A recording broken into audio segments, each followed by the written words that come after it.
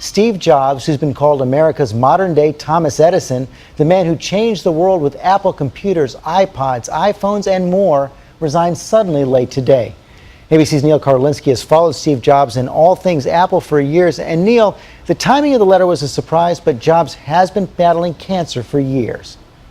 George, you're right. He's had very serious health problems for years, but he's also been intensely private about them.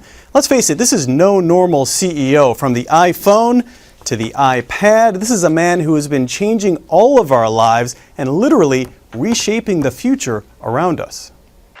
The announcement came with no notice and little detail. Steve Jobs, the creative force not only behind Apple, but behind much of the new technology that's changing our world, has resigned. In a letter to Apple's board of directors, he writes, "I have always said if there ever came a day when I could no longer meet my duties and expectations as Apple's CEO, I would be the first to let you know. Unfortunately, that day has come." At the helm of Apple, Jobs has been a creative force who changed the music business with the iPod, revolutionized the phone business with the iPhone, and introduced a whole new category of computing with the iPad, the fastest-selling technology device ever. He beat a rare form of pancreatic cancer in 2004. In 2009, the world learned he actually needed a liver transplant, a fact he kept under wraps until after the procedure. Few companies' fortunes are as closely tied to their CEO as Apple, but all of that is in question now. He almost never grants interviews, but spoke with us the day he announced the first iPhone in 2007. Are you worried that you reach a point where there isn't another killer piece of hardware to come out with to wow the world?